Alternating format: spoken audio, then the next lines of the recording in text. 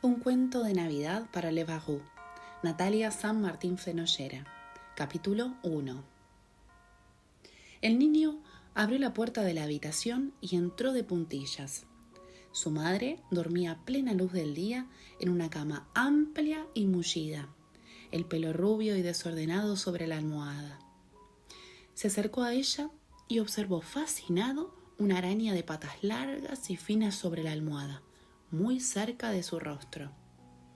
Muy despacio, levantó una mano marcada con restos de calcomanías y tapó suavemente los ojos a la durmiente, mientras con la otra cogía la araña y la aplastaba con satisfacción entre los dedos. «Estate quieta, mamá», ordenó en un susurro. Ella asintió con un mohín suave y perezoso, y el niño aprovechó para limpiarse los restos de la araña en la camiseta. «Ya está», dijo, «ya la he matado, era una araña». La durmiente abrió los ojos y miró a su hijo con ternura. «¿De verdad? Gracias, tesoro, me dan tanto miedo». «Ya lo sé, pero no creas que es divertido aplastarlas. Es mucho mejor meterlas en un bote y verlas morir de hambre científicamente». La mujer acarició la cabeza del niño y pensó en lo mucho que se parecía a ella. También pensó en que aún era muy pequeño y de pronto sintió frío. «¿Qué clase de araña era?», preguntó con voz quebrada. «Una Pholcus», explicó él con seriedad. «No es muy especial, están por todas partes». Como si pensase que aquello no había hecho suficiente justicia al cadáver, añadió con ojos brillantes. «Pero te digo algo, puede comer arañas más grandes que ella. Y cuando no tiene comida, si metes otra Pholcus en el bote, va y se hace caníbal». La mujer hizo un gesto de fingido horror. Luego dibujó con el dedo pulgar una línea vertical y después otra horizontal sobre la frente del niño, y lo empujó suavemente hacia la puerta. «¿Hoy tampoco vas a levantarte?», preguntó él antes de salir. Ella sonrió sin contestar. Esperó a que se fuera y después permaneció largo rato acostada, contemplando las sombras que la luz y las hojas de los árboles dibujaban en el techo de la habitación. No se levantaría hoy. No podía levantarse hoy, quizás al día siguiente. Pero al día siguiente no se levantó, y tampoco se levantó al siguiente, ni lo hizo al otro. Solo 2 semanas después salió al jardín una madrugada y con un amor y una repugnancia infinitos cazó una araña de finas y largas patas para su hijo. Capítulo 2. Cuando era pequeño, tuve la madre más guapa del mundo, pero aún así hay días en que no consigo recordar su cara. He soñado tanto con ella que a veces no puedo recordar nada. Solo veo cosas sueltas aquí y allá. Las mañanas de Reyes, los días en que estaba enfermo y no iba al colegio, las veces en que me caía y me curaba la rodilla en la cocina. También recuerdo su olor, aunque no sé decir cómo era. Y cosas del final, claro, como una vez que entré en su habitación muy temprano, encontré una Pholcus en su almohada y la aplasté para que no se asustara. Abrió los ojos y me sonrió y me llamó tesoro. Y entonces supe que de mayor sería exterminador de arañas. Mi madre estaba enferma y tenía miedo a los insectos y a todos los bichos, excepto a las mariposas. Pero aquel verano hizo algo increíble. Salió una mañana al jardín y cazó ella sola una Pholcus para mí. Después de eso, volvió a la cama y ya no se levantó más. Cuando murió, mi tío me dijo que era demasiado guapa y demasiado buena para estar aquí. Y mi abuela me contó una historia sobre Dios y las flores y me dijo que Él las conoce a todas y las corta en el mejor momento. No entendí qué significaba, pero me dio igual, porque desde que mi madre murió, empecé a pensar que todo eso no era verdad. Mi madre creía en las hadas y en los dragones. Decía que creía en todos esos seres legendarios que la memoria de los hombres no recuerda ya. No es que estuviese segura del todo. No creía en las hadas del mismo modo en que creía en Dios, en la Virgen o en los santos. Solo decía que podían haber existido cuando el mundo apenas estaba en pañales y los hombres aún no se habían acostumbrado a los regalos fabulosos de Dios. No sé si he dicho ya que murió cuando yo tenía 8 años, pocas semanas después de levantarse por última vez y salir al jardín a cazar aquella araña para mí. Era la mujer más guapa del mundo, y aún así hay días en que no consigo ver su cara. He soñado tanto con ella que a veces no puedo recordarla.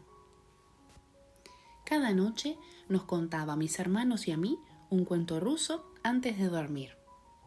Mi madre no era rusa, pero en sus cuentos siempre había una bruja que se llamaba Baba Yaga, un montón de zarevich y zarinas en lugar de príncipes y princesas. Había embrujos y esqueletos, y también ancianas y doncellas.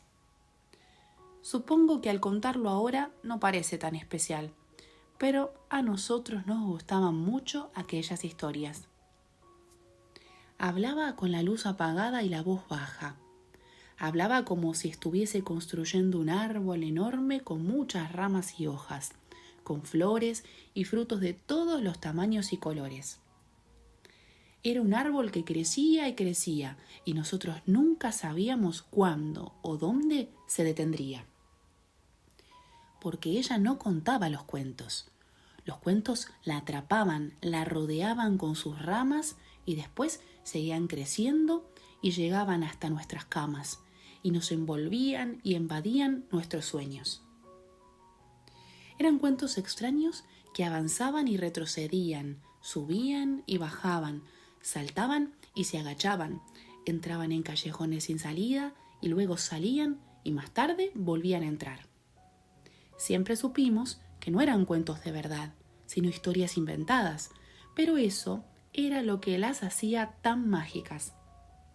El secreto de mi madre era que hablaba para ella misma y al mismo tiempo para nosotros, sentada frente a una hoguera imaginaria formada por nuestras camas, rodeada de rostros asombrados, hechizándonos con sus pájaros de fuego y sus monstruos y sus embrujos y su bendita y santa madre Rusia. He empezado a contar la historia y he empezado mal. Debería comenzar por el principio, por el día en que me dijo que estaba enferma y que no iba a quedarse mucho tiempo con nosotros. Aquel día le pregunté si iba a morirse y ella me sentó en sus rodillas, porque yo aún era pequeño, y me dijo muy bajito que sí. Le pregunté también si iba a olvidarla, como a mi padre, y me dijo que no. Y entonces me contó algo que nadie me había contado nunca. Me dijo que morir no es como dormir y tampoco es como soñar. Morir, me dijo, es como despertar. Si le das tu corazón a Dios, tesoro, morir es solo despertar. Yo no conocí mucho a mi padre. Se marchó de nuestra casa antes de que pudiese acordarme de él. A veces creo que me acuerdo, pero el gran libro de las maravillas de la ciencia cuenta que eso pasa siempre con la memoria. Los científicos dicen que la memoria es una cosa engañosa, que a veces las personas toman historias que escuchan por ahí y las convierten en recuerdos, pero no son recuerdos verdaderos. Cuando cierro los ojos veo a mi padre jugando al Skalextric con nosotros los sábados por la mañana. Lo veo sonreír y decirme que frene en las curvas para que el Mustang no se salga de la pista. La veo como si estuviese ahí ante mí ahora. Pero yo nunca jugué al Skalextric con mi padre y el Mustang se rompió mucho antes de que yo descubriese el Skalextric. No son recuerdos míos, se los he robado a mis hermanos. No, tú tendrás recuerdos tuyos, me dijo mamá aquel día. Me recordarás y recordarás todas las cosas. Y es cierto que la recuerdo, pero han pasado 3 años y hay días en que cierro los ojos y no consigo ver su cara. Era la mujer más guapa del mundo y aún así, a veces, no soy capaz de recordar nada. Mi madre no hablaba solo de mújics y de pájaros de fuego. Nos hablaba de Belén y de Israel y de los viejos pastores hebreos. Nos sacaba al jardín antes de dormir y nos contaba la historia de Abraham, que escuchó la voz de Dios una noche en el desierto. Mira las estrellas del cielo, le dijo Dios a Abraham, y entonces mamá nos decía, miradlas. Y nosotros nos tumbábamos sobre los sacos de dormir y nos quedábamos quietos mirando el cielo mientras ella nos hablaba de aquellos hebreos que conocieron a Dios. Yo te daré una descendencia tan numerosa como las estrellas del cielo, le dijo Dios a Abraham, y mamá nos contaba que Abraham creyó aquella historia al contemplar las mismas estrellas que veíamos tumbados sobre nuestros sacos de dormir. Mirad el cielo, nos decía siempre en Nochebuena. Fijaos en todas esas estrellas, en todos esos millones de galaxias y de constelaciones, en todo el firmamento. Dios encerró una noche como esta el cielo entero dentro de una pequeña cueva en Belén para que su hijo pudiese jugar con ellas. Y mientras mirábamos las estrellas, yo no paraba de pensar en el miedo que debió sentir Abraham la primera vez que escuchó la voz de Dios, y en la luz que iluminó la cueva la noche en que Dios encerró el cielo en ella. Pero eso fue hace mucho tiempo, cuando mi madre estaba con nosotros y yo aún no había dejado de creer en esas cosas. Capítulo 3. El último verano, el verano de la Folcus, mamá me regaló el gran libro de los héroes de la Biblia. Al principio, mi preferido era Jonás, por lo de la ballena, pero también porque cuando leí su historia me di cuenta que yo habría hecho lo mismo que él si Dios me hubiese enviado a Nínive. Es lo que hacía siempre cuando la abuela me mandaba a hacer recados. Pero después descubrí a Gedeón y aprendí que hubo algunos héroes de la Biblia que pidieron señales a Dios. Gedeón era un hombre bueno al que un ángel envió a la guerra para vencer a los enemigos de Israel. Pero como no era un soldado y tenía miedo, pidió primero una señal a Dios. Puso un vellón de oveja en el suelo y después dijo: «Si es eso lo que quieres de mí, Señor, haz caer el rocío y que solo se moje esta lana». Y Dios hizo exactamente lo que le pidió. Entonces Gedeón volvió a hablar: «Si es eso lo que quieres de mí, Señor, haz caer el rocío y que cubra solo la tierra, haz que la lana quede seca». Y Dios hizo descender el rocío y la lana quedó seca. Aquel verano leí muchas veces esa historia a mamá. Se la leía hasta que se quedaba dormida. Se la contaba a veces sin mirar el libro, porque me sabía de memoria cada línea. Pero Gedeón pidió una señal a Dios, le decía. Y entonces ella me preguntaba: «¿Y qué señal pidió?». «Si es eso lo que quieres de mí, Señor, haz caer el rocío y que solo se moje esta lana».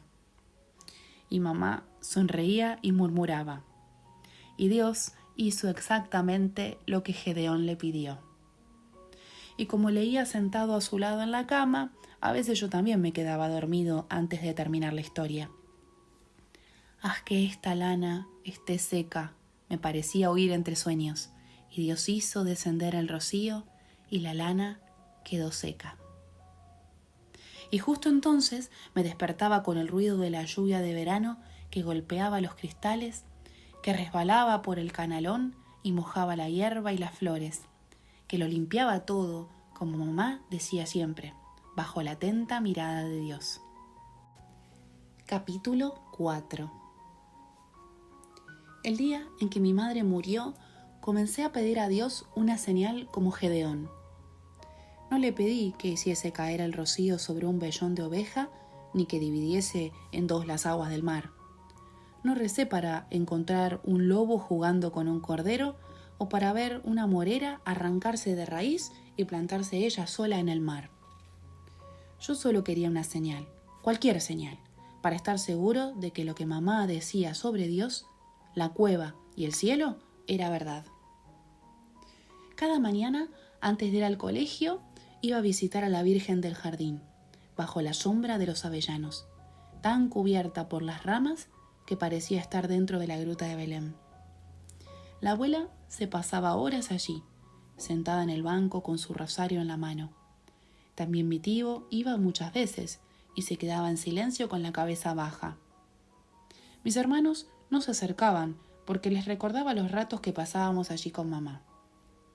Pero yo iba cada día, me sentaba frente a la Virgen y pedía una señal. Soy muy pequeño para ser un guerrero, le dije a Dios muchas veces.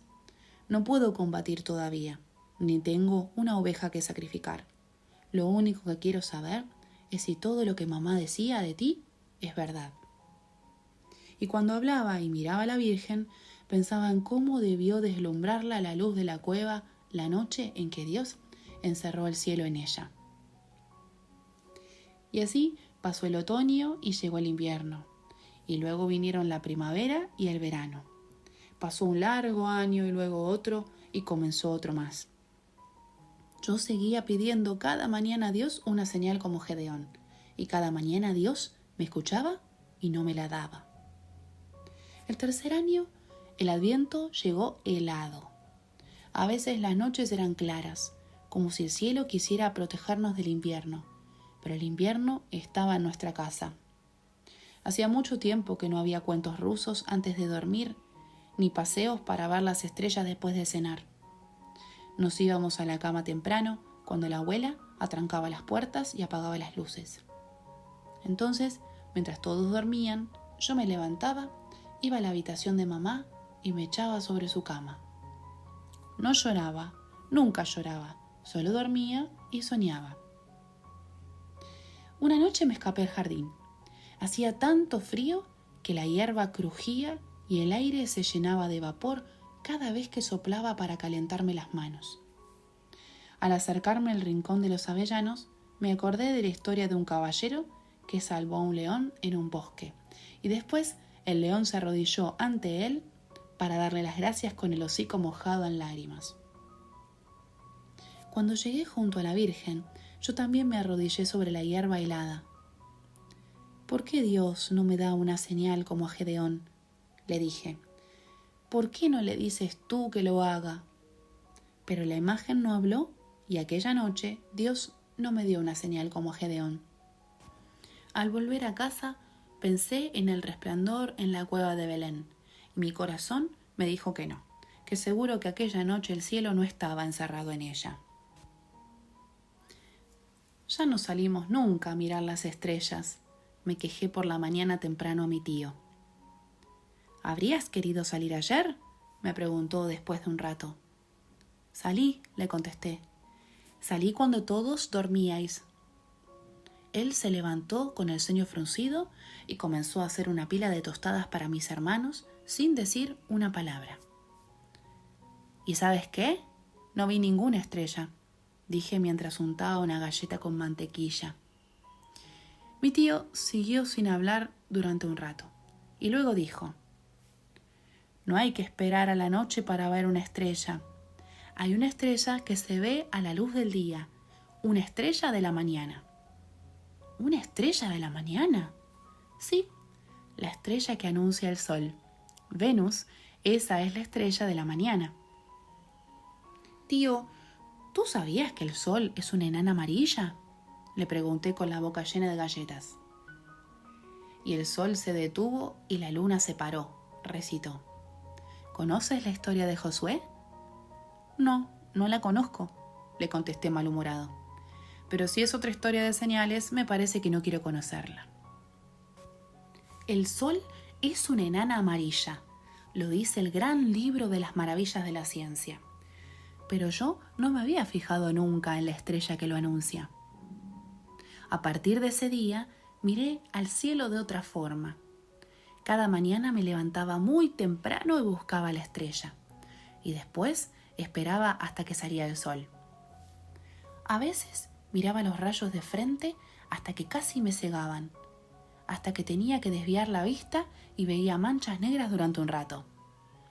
Y luego me fijaba en la luz cuando se reflejaba en una casa muy vieja que había frente a la nuestra, con una torre que brillaba bajo el sol. Una mañana se me ocurrió pensar que parecía una torre de marfil, blanca como la nieve, brillando bajo la luz, una torre de marfil como la de los cuentos que a veces inventaba mamá. Y cuando veía la torre, pensaba en ella. Pensaba que era la mujer más guapa del mundo y que aún así había días en que no podía recordar su cara. Había soñado tanto con ella que ya no podía imaginarla. Capítulo 5. El tercer domingo de Adviento, el de la alegría, no había mucho sitio en la iglesia y me tocó sentarme en un banco entre la abuela y una señora con una niña pequeña. Seguía yendo al jardín a hablar con la Virgen todos los días, pero ya no esperaba una señal. El capellán del colegio me había dicho que pedir una señal para creer no estaba bien, que era tentar a Dios. ¿Y Tomás qué?, le pregunté. Él no creyó hasta que tocó. ¿Y Gedeón? Gedeón pidió una señal a Dios. Lo dice el gran libro de los héroes de la Biblia.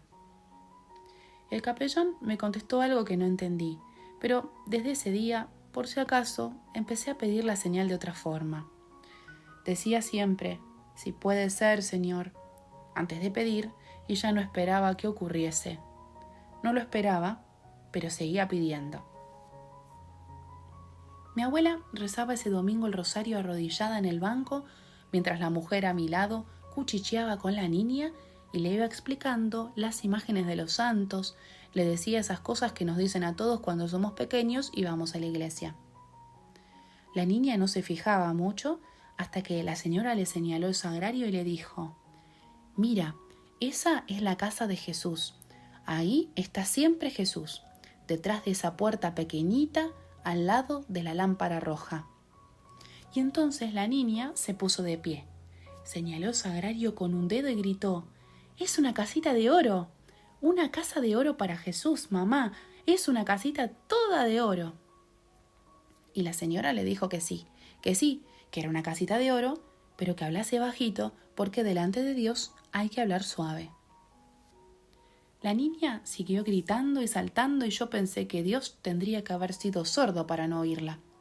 Pensé también que yo pedía la señal en voz baja y que, para lo que me había servido tal vez, hiciera mejor la niña en hablar a gritos.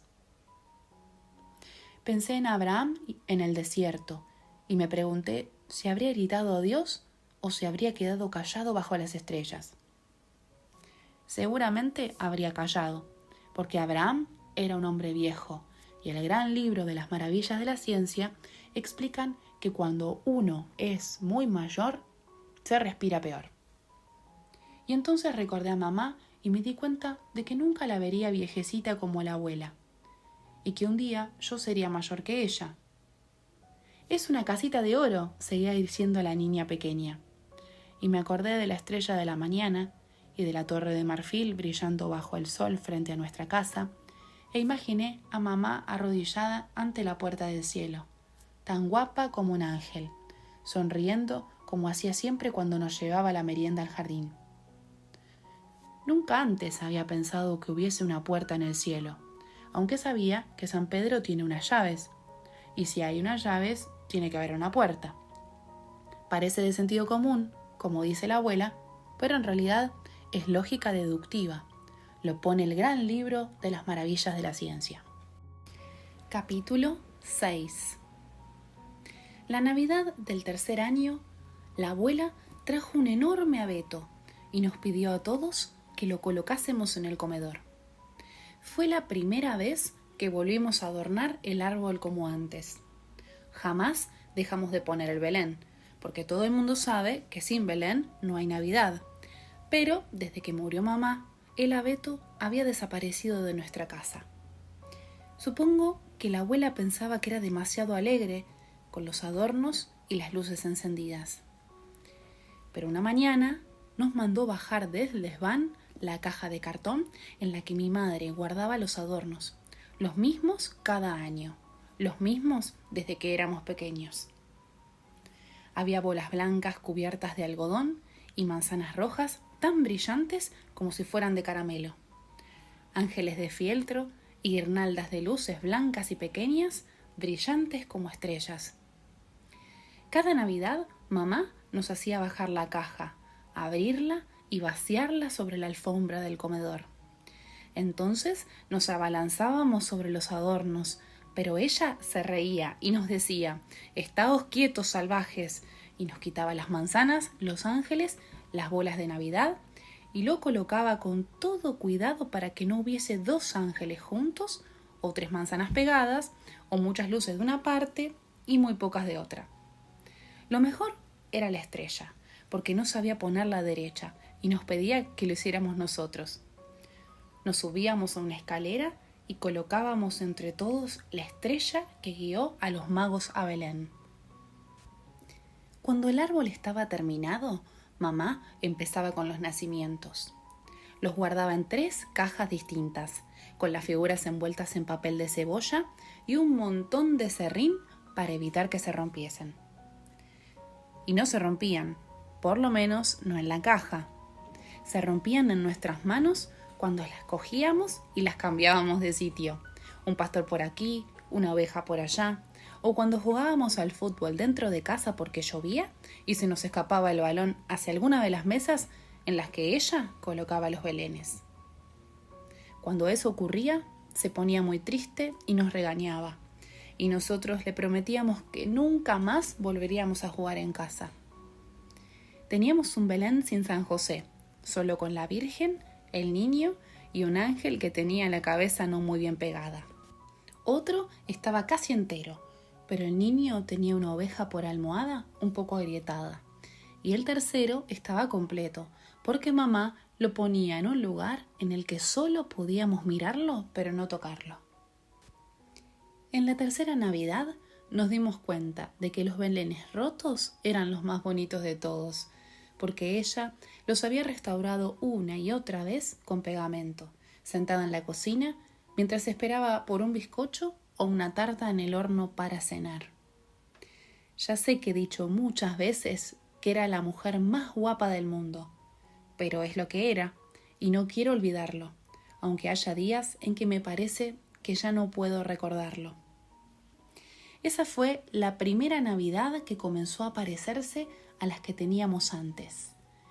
Llegaron las vacaciones del colegio y nos refugiamos en casa, en nuestro reino, entre los campos de cebada y de centeno que llevan a Camelot, como en el poema, igual que hacíamos siempre, lejos de las luces, las compras y el ruido de la Navidad de la ciudad, que no era como la nuestra, que era todo lo contrario a la nuestra.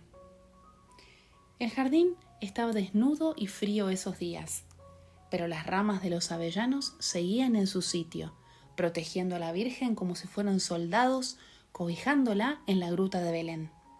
Yo seguía yendo a visitarla, a veces hasta 3 veces al día, para pedirle que convenciese a Dios de que me diese una señal. Y le decía muy bajito 1, 2, 3, 4, 5 veces, 6. ¿Por qué Dios no me da una señal como a Gedeón? ¿Por qué no le dices tú que lo haga?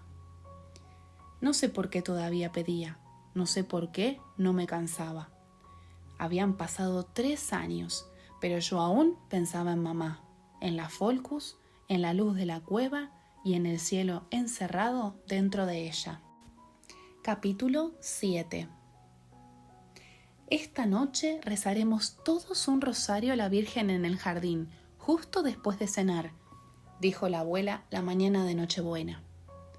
¿Cómo con mamá?, preguntamos todos. Exactamente igual, dijo ella. Pero abuela, todos los misterios. Con mamá rezábamos uno y luego nos íbamos a jugar, me quejé. Los 5 misterios y también las letanías. No pongáis esa cara, ya no sois tan pequeños, A vuestra madre le gustaba rezarlo. Y, lo que es más importante, a la Virgen y al Señor les gusta que lo recéis. Hoy tocan los misterios gozosos y el nacimiento del niño es uno de ellos. Es imposible decirle que no a mi abuela. Cuanto más le dice uno que no, más se empeña ella. No nos apetecía rezar el rosario esa noche. Esa es la verdad. Hacía mucho que no lo rezábamos, y nunca a los 5 misterios seguidos, y además nos recordaba a mamá. Y aquella noche, justo esa noche, no queríamos pensar en ella. Estaba siempre en nuestra cabeza, aunque no dijésemos nada, aunque callásemos, sobre todo cuando callábamos. Cuando nos sentamos a cenar, todo nos pareció como siempre, con la casa iluminada como cuando éramos pequeños, todo excepto que ella no estaba. Mientras la abuela bendecía la mesa y nosotros leíamos por turnos el Evangelio, yo pensaba que si no hay cielo, si la noche de la primera Navidad la luz no entró en la cueva, todas las cosas, el árbol, los belenes, la cena, las luces, las velas, los ángeles de fieltro, el rosario y los misterios, todo era inútil y nosotros éramos los más tontos de los hombres. Como dijo uno de los apóstoles, creo que Santiago o a lo mejor San Pablo. Tengo que mirarlo en el gran libro de los héroes de la Biblia. Abrigaos bien, dijo la abuela antes de salir al jardín. Hacía mucho frío y estaba muy oscuro, porque las nubes ocultaban la luna y tapaban casi todas las estrellas. Al caminar hacia los avellanos, volví a pensar en la noche en que Abraham escuchó la voz de Dios en el desierto. Y me pregunté, ¿qué habría sentido si hubiera mirado el cielo y lo hubiese visto como nosotros lo veíamos aquella tercera Navidad, tan oscuro y vacío de estrellas? Capítulo 8. Primer misterio: el anuncio del ángel Gabriel a la Virgen María. Padre nuestro que estás en los cielos. Creo que siempre recordaré a mi abuela como la vi aquella noche, sentada en el banco del jardín, con el rosario en la mano, recitando una Ave María tras otra, subiendo la capucha de uno, cerrando la cremallera de otro, desgranando misterio tras misterio, mientras todos los demás contestábamos arrodillados frente a la Virgen. La recordaré siempre así, como si esa noche el tiempo se hubiese parado y nos hubiera atrapado a todos. Segundo misterio: la visitación de la Virgen María a su prima Isabel. Dios te salve María, llena eres de gracia. Al escuchar a la abuela recordé que mi madre rezaba el rosario en latín.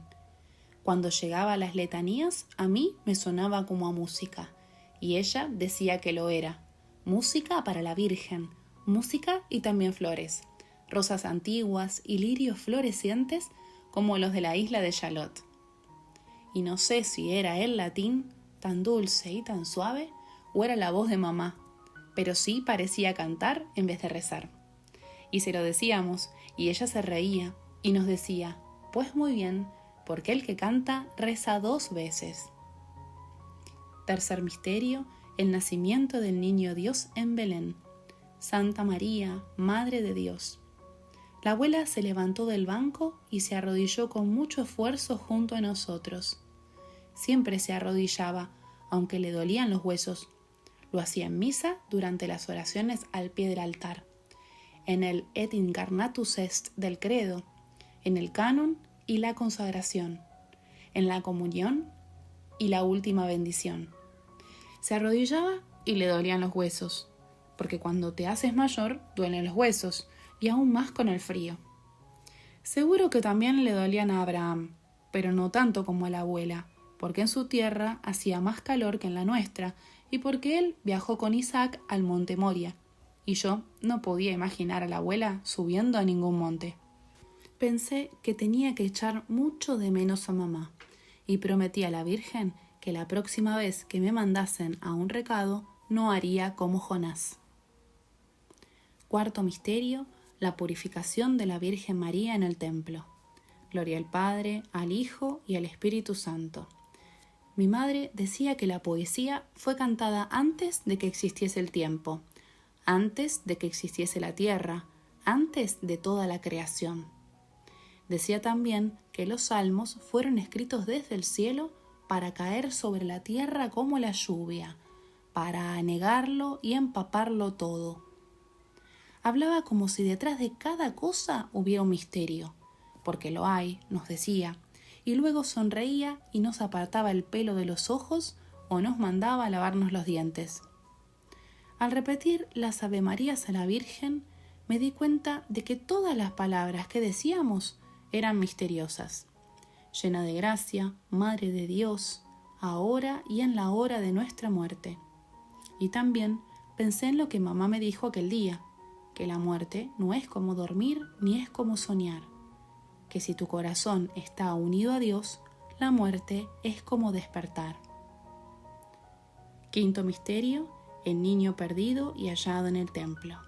Dios te salve, Reina y Madre de misericordia, vida y dulzura. La abuela volvió a sentarse en el banco al comenzar el último misterio. No llevaba guantes y tenía las manos enrojecidas por el frío. Ya no estaba tan oscuro porque las nubes se habían despejado y la luna brillaba en el cielo. Entonces me acordé de que cuando nos escapábamos de pequeños y mamá nos regañaba o nos castigaba, le decíamos que la Virgen no había regañado mucho al niño perdido y hallado en el templo. Miré a la abuela que rezaba las últimas oraciones del rosario y que de pronto empezó a recitar las letanías en latín. No sé por qué, se me ocurrió, todavía ahora no lo sé, pero me acerqué a ella y le dije: «Tradúcelas, abuela, que yo no me acuerdo de lo que significan». Y entonces ella empezó con su voz baja y suave a desgranar rosas y lirios para la Virgen. «Señor, ten piedad. Cristo, ten piedad.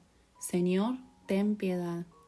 Madre de Cristo, Madre de la Iglesia, Madre de la Divina Gracia, espejo de justicia, trono de la sabiduría, causa de nuestra alegría». Y mientras respondíamos una y otra vez: «Ruega por nosotros, ruega por nosotros, ruega por nosotros», las palabras de las letanías me sacudieron como tuvo que sacudir a Abraham la voz del cielo y a Gedeón el rocío que bajó sobre la tierra. Torre de marfil, casa de oro, puerta del cielo, estrella de la mañana. La abuela dice que cuando sea mayor recordaré esa noche como si hubiese sucedido ayer. Dice que no importa cuántas cosas me sucedan, la recordaré y ese recuerdo será mío. Mientras ella terminaba las letanías, yo miraba fijamente a la Virgen y después a las estrellas que brillaban en el cielo, las mismas estrellas que vio Abraham, las mismas que Dios encerró la primera Navidad en la cueva. Puerta del cielo, estrella de la mañana. La abuela se levantó con esfuerzo, nos caló la capucha uno a uno y después nos dijo con amor, con temor y temblor, al igual que Abraham caminando hacia Moria: «Feliz Navidad, tesoros míos, apuraos, apuraos, que van a dar las 12 y el Señor nos espera en la misa de gallo».